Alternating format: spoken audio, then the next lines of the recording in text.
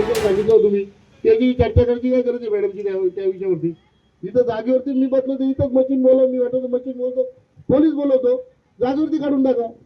दिले 4 दिवसाची नोटीस आहे. तुम्ही तुमच्या 4 दिवसाच्या याला काहीतरी व्हॅल्यू आहे ना. नाही तर लोक बोलतात 4 दिवसाची नोटीस देतात, 9 वर्षी बरोबर नाही. तर तुम्ही इथंच बसा, इथंच बसल्या जागेवरती पोलीस बंदोबस्त तुम्हाला जो लागणार आहे ते ढवळे साहेब देणार आहेत. मशिनरी जी लागतील त्या मशिनरी पण इथं उपलब्ध होतील. जागेवरती बांधकाम ते काढा, त्याची जिथं शिवत आहे शिवमॅडमची चर्चा करायची गरज नाही लागणार. अशी 5-6 बांधकामांनी नोटिसा दिल्यात 4-4 दिवसाची एखाद्याची. इथं थांबा इथं काय जगताप साहेब करू शकता ना. मग इथं थांबून इथं करून घ्या. कारण की कसं मध्ये उद्याच्या नंतर माझा काय झाला तुम्ही तो बांधकाम काढला काढलं बघायला वाचू नये, पण दुसरी चौकशी लागेल ती वेगळी.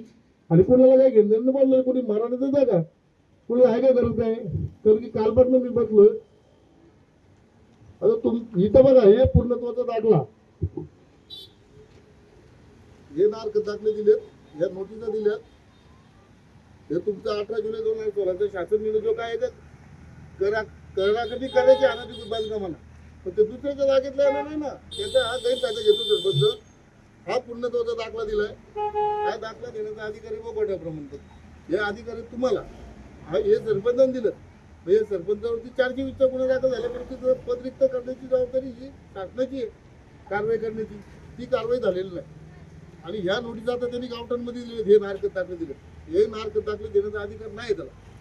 नारक दाखला तुम्हाला कधी लागतो तर जेव्हा तुम्ही मागाल तेव्हा. असं जिवंत पत्र आहे. हे नारक दाखला, एक नारक दाखला 5 लाख 10 लाख 20 लाख असं आहे. आणि बिल्डर घेतात ना, तुमची परवानगी लागतच ना. हे घेतलं का बिल्डिंग मानतात आणि ठीक आहे पंचायतची परवानगी आहे आमच्याकडं, बरोबर ना. याच्यावरती नारक दाखला की बिल्डिंग मानतात बिल्डर आणि लोकांना विकतात ना. हे घरपट्ट्याचे 18 जुलै 16च्या शासन घरपट्टे लागतात, नलकरीचीच भेटतात. असा विषय चालू आहे. तर तुम्ही इथं थांबूनच आता ढवळे साहेबांना फोन करा. मीच करू का फोन ढवळे साहेबांना? एकच मिनिटामध्ये मागणं झालेलं आहे पूर्ण. तर ढवळे साहेबांना आपण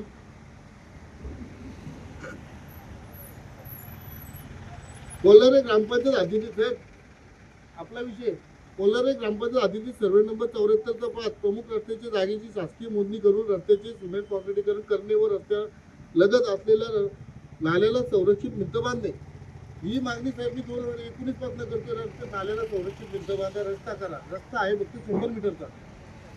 ही 19 पासून मागणी करतो, फक्त रस्त्याचे कामच कोणतं होत नाही.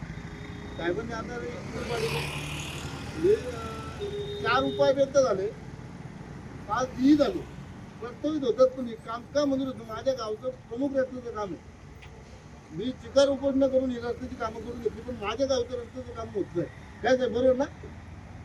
आहे तर किती 100 मीटरचा रोड आणि संरक्षण म्हणते एक म्हणजे 65-80 मीटरची. तर त्याच्याबद्दल काय करते?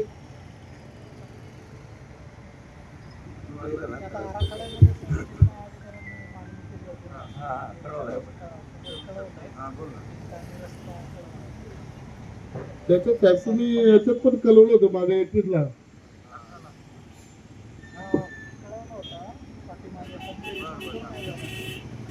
ते काय ते कळवल्यानंतर मंजूर पण झालं पाहिजे ना. प्राधिकरणाचे जाम पैसे लगेच मंजूर करतात. आचरण घेता इथं नाही साहेब. नेरळला कोल्हारे ग्रामपंचायत हद्दीतील धामोते बस स्टॉप रस्त्याला संरक्षित भिंत बांधणे.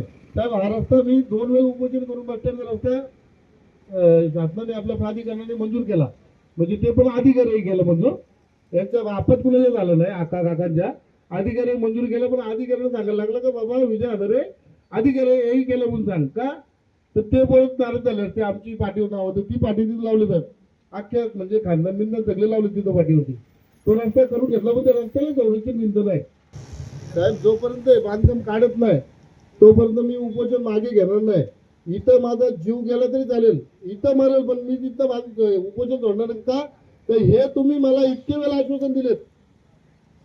हे आश्वासन का म्हणजे लोकांची मोठ्या प्रमाणात तिथे फसवणूक होते. हे जर आधीच केली असती कारवाई तर अशा प्रकार झाले नसते. आणि साहेब इथं कोल्हारे पंचायतमध्ये ठेकेदार आहेत ना याचे बंडलबाद. त्यामुळे त्यांची जी कामं चालू आहेत यांना डीईनं मी प्रत्येक वारंवार सांगतो, जेईनं पण सांगतो, पण तुम्ही पण साहेब लक्ष देता नाही ना. काम मला इथे चांगलं करून घ्यायचे, जे काय कामं आहेत ती, तर ती कामं पण चांगली झाली पाहिजेत. आणि हे पहिलं, आता तुम्ही ते देवांग साहेबांशी बोलणार, पण नोटीस तुम्ही देवांग साहेबांना विचारून का नाही काढली? अनाधिकृत बांधकाम आहे हे नक्की प्राधिकरणाच्या हद्दीत आहे म्हणून नोटीस काढलं आपण ते ह्यांच्या कुठे आवड तर आला फोन कुणाला? फोनचा विषय काय फोन नाही तुमचे फोनच मी आजच्या उद्याचे ट्रॅफिक करायला लागले त्यांचे. तर जे फोन आहेत ना यांना सांगून, देवेंद्र फडणवीस साहेबांना सांगून का यांचे फोन ट्रॅपिंग करा, का याचा आकार कोण कोण फोन करतो, अधिकाऱ्यांना कोण दमदाटी करतो. त्यांच्या रस्त्यात ते ना तुम्ही नोटीस दिले, तुम्ही काढ, त्यांच्या रस्त्यात एवढंच का ते काय काढायला येऊ शकत नाही. मग ते ठीक आहे, तो स्टेट हवे. आता दुसरी तुम्ही जे नोटीस दिली त्याचं काय, ते तुमच्या ह्याच्यात आहे. 5-6 नोटीस. आता मला कधी कळवणार, मला कधी कळवणार झाला का सांगायचं जरा, हे तुला सांगायचं. आणि आज इथले मी परिसर बघितला आणि इथले यांचे प्रश्न समजून घेतले हजारे साहेबांचे. शिव मॅडम बरोबर चर्चा करून तुम्हाला कळवतो.